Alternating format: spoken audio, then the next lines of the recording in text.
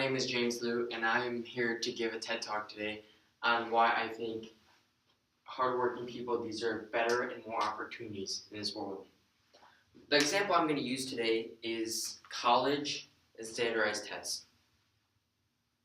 Standardized tests determine where we go to school, and many people think it determines our future, how successful we will be in the future.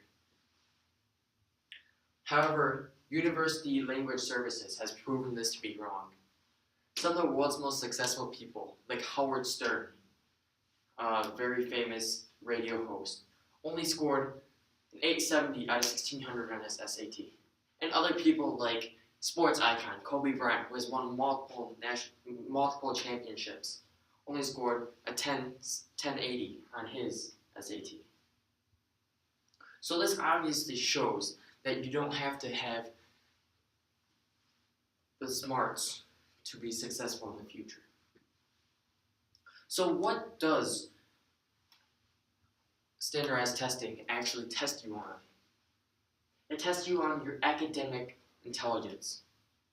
But there are also many other types of intelligence that exist, such as musical intelligence, logical mathematical intelligence, visual and spatial intelligence, just to name a few.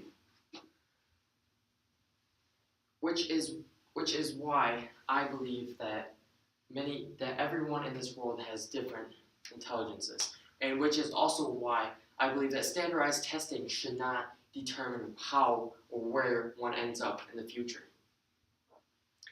In Angela Duckworth's, in one of her experiments, she also talks about this, how she believes that there are multiple types of intelligence.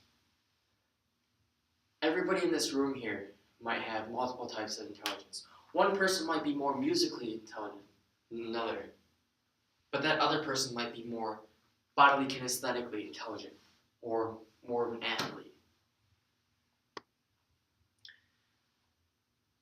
So, that leads me to my next point.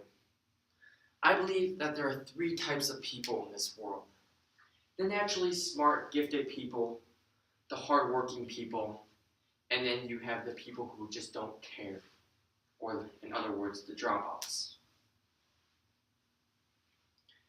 I believe that universities and colleges in America should start accepting a larger range of students. They shouldn't just accept the most brilliant ones with extraordinary high ACT, SAT scores, but they should also be accepting the ones with high GPAs, or in other words, the ones who put a lot of effort and work hard to do what they do. Colleges and universities should not put so much emphasis on standardized testing, because intelligent people are not necessarily hardworking. I'll give you an example.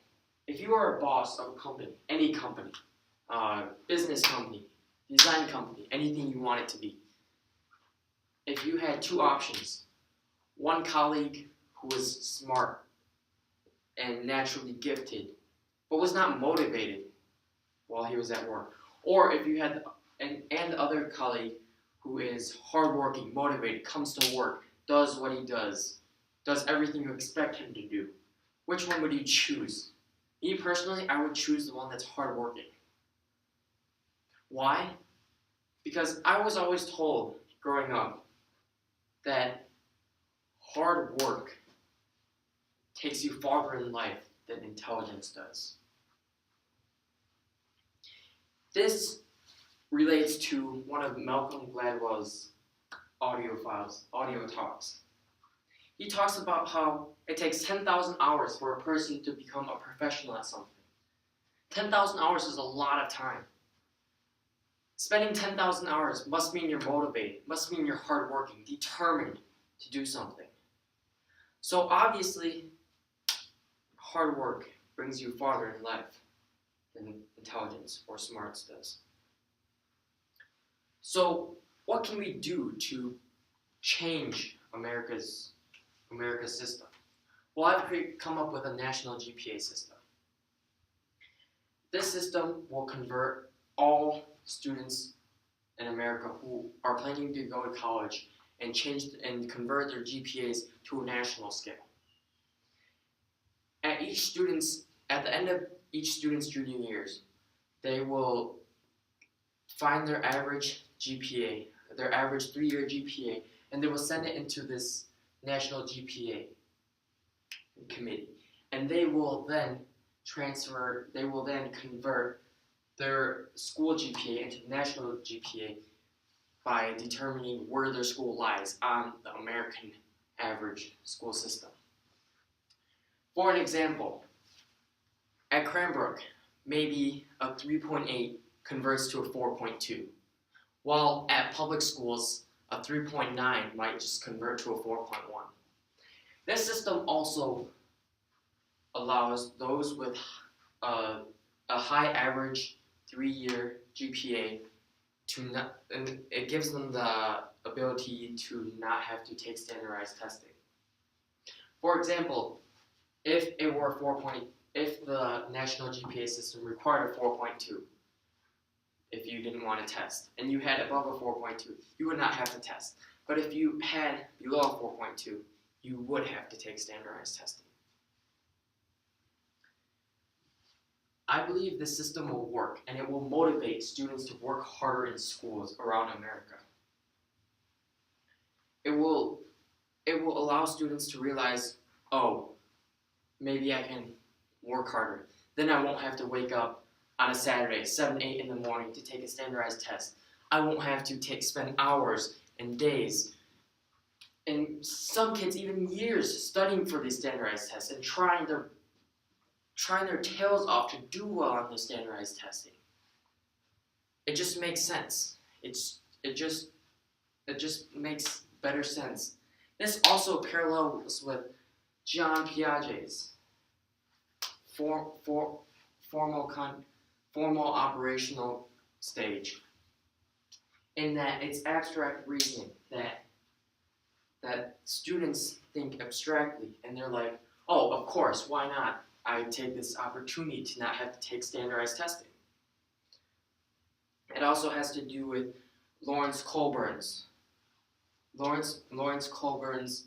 post-conventional morality, and where students use their morals to get through different decisions and stuff. Curriculums in public schools and private schools would not have to change. They could stay the same. They would be able to teach whatever they want. Everything stays the same as it is now. Physically, schools would also stay the same. But pedagogically, I believe teachers might have to do more work, and that their students will be more motivated. Teachers might have to challenge their students more. Lastly, I think the good that comes out of this is that students will be more motivated. They won't have to stress as much about a standardized test.